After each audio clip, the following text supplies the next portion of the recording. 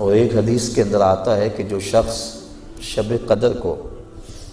2 رکعت نوافل اس طرح ادا کرے کہ سورہ فاتحہ کے بعد 7 مرتبہ سورہ اخلاص پڑھے، اس کے بعد سلام پھیر کے کہے استغفر اللہ و اتوب الیہ، اور یہ 70 مرتبہ پڑھے بعد میں، تو اپنی جگہ سے اٹھے گا نہیں کہ اللہ اسے بھی اور اس کے ماں باپ کو بھی بخش دے گا،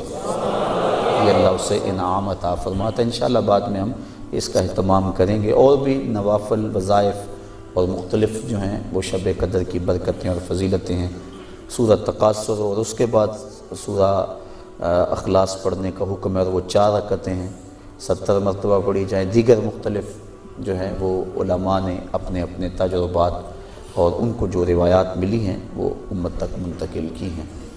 تو یہ رات اپنے دامن میں اس اعتبار سے بہت ساری رحمتیں لیے ہوئے ہمارے ہاں جلوہ گر ہے۔ اللہ تعالیٰ اس رات کی برکتیں ہم سب کو نصیب فرمائے۔ اس کو توبہ و انابت کی رات بھی کہا جاتا ہے۔ جب انسان جاگتا ہے اس رات میں تو اللہ تعالیٰ جل شانہ ما قبل کے سارے گناہوں کو معاف فرما دیتا ہے۔ وہ فرمایا کہ من قام لیلۃ الصیام، لیلۃ القدر اس سے مراد ہے، ایمانا و احتسابا غفر لہ ما تقدم من ذنبہ، جس نے لیلۃ القدر کو قیام کیا اللہ تعالیٰ اس کے پچھلے سارے گناہوں کو معاف فرما دیتا ہے۔ ایمانا و احتسابا، 2 شرطیں، ایک ایمان کی حالت میں ہو اور دوسرا اپنے نفس کا محاسبہ کر رہا ہو، کیونکہ اپنے نفس کو محاسبے میں رکھنا چاہیے، اس کو بے لگام نہیں ہونے دینا چاہیے۔ جو پڑھ رہے ہیں کہہ رہے ہیں اس پر مانن استحضار موجود ہو، اور ہم اگر توبہ کریں رجوع لائیں اس کے حضور تو وہ صرف زبان سے نہ ہو بلکہ ہمارے دل کی اتھاہ گہرائیوں سے۔ فرمایا کہ التائب من الذنب کمن لا ذنب لہ والمستغفر من الذنب وہو مقیم علیہ کالمستہزی بربہ، جو گناہوں سے توبہ کرتا ہے وہ تو ایسا ہے جس طرح اس نے گناہ کیا ہوا ہے، اور جو توبہ کرتا ہے استغفار بار بار پڑھتا ہے، استغفر اللہ کہتا ہے، لیکن وہ گناہوں کو چھوڑنے کا ارادہ نہیں پاتا اپنے اندر، جمع ہوا ہے گناہوں پر۔ کہا کل مستہزی بربہ، وہ اپنے رب سے مذاق کرنے والا ہے کہ جس پر استغفار کر رہا ہے اس کو تو چھوڑ ہی نہیں رہا، اس کا تو ارادہ ہی نہیں کر رہا کہ میں نے اس کو چھوڑنا ہے، تو وہ تمسخر کرنے والا کہلاتا ہے۔ تو جو ہم دعا مانگتے ہیں، جو ہم کہتے ہیں، مانن اس کا استحضار ہونا چاہیے، اور جو ہم اللہ سے وعدہ کرتے ہیں اس وعدہ کو پورا کرنے کی کوشش کرنی چاہیے۔ برکتیں ویسے تو حدیث شریف میں آتا ہے کہ اس کو طاق راتوں میں، آخری عشرے کی طاق راتوں میں تلاش کرو، لیکن حضرت ابی بن کعب رضی اللہ تعالیٰ عنہ قسم کھایا کرتے تھے کہ مجھ سے قسم لے لو کہ شب قدر جو ہے وہ 27ویں کی رات ہے۔ حضرت بایزید بسطامی فرماتے ہیں میں زندگی میں 2 مرتبہ شب قدر کو پایا ہے، اور دونوں مرتبہ 27ویں شب کو ہی پایا ہے۔ حضرت ابو الحسن ایک بزرگ ہیں، وہ کہتے ہیں جب سے میں نے ہوش سنبھلی ہے اس وقت سے لے کر اب تک ہر سال میں شب قدر کو پاتا ہوں، اور میرا تجربہ یہ ہے کہ اگر پہلا روزہ پیر کا ہو تو شب قدر 21 تاریخ کو ہوتی ہے، اور اگر پہلا روزہ جمعرات کا ہو تو شب قدر 25 تاریخ کو ہوتی ہے،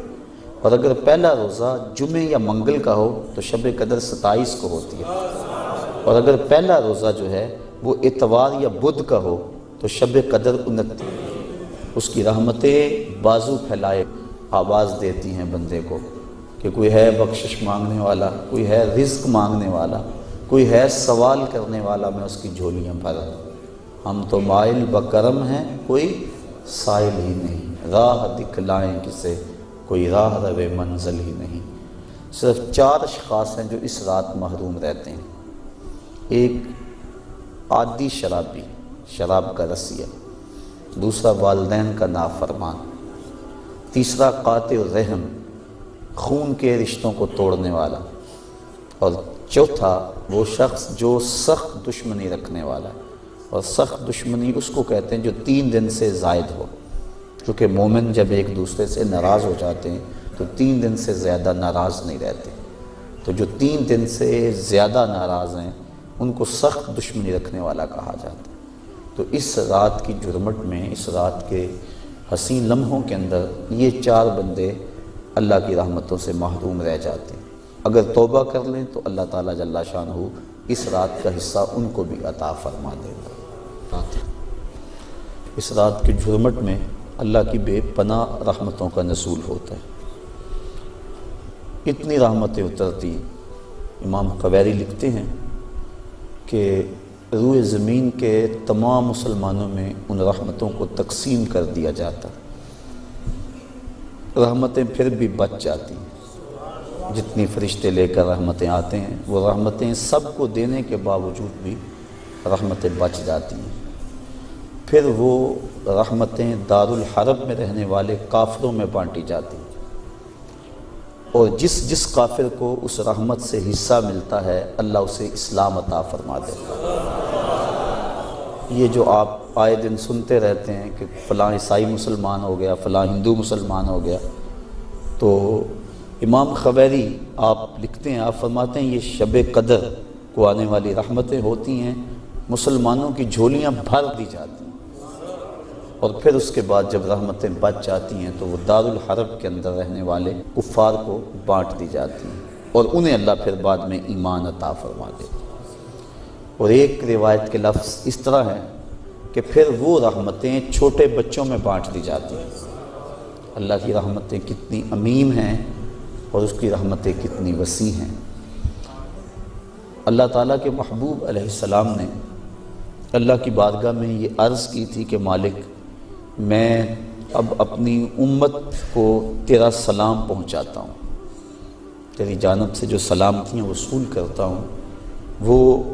اپنی امت کو میں دیتا ہوں، تو جب میں چلا جاؤں گا تو تیری طرف سے اترنے والی سلامتیوں کو اور سلام کو میری امت تک کون پہنچائے گا؟ تو اللہ تعالیٰ نے سورۃ القدر نازل کی، اس میں فرمایا سلام محبوب فکر نہ کر، فرشتوں کی ڈیوٹی لگا دی یہیں سے، وہ قیامت تک تیری امت پر سلامتیاں نازل کرتے رہیں۔ تو اس رات کے جرمٹ میں بے پناہ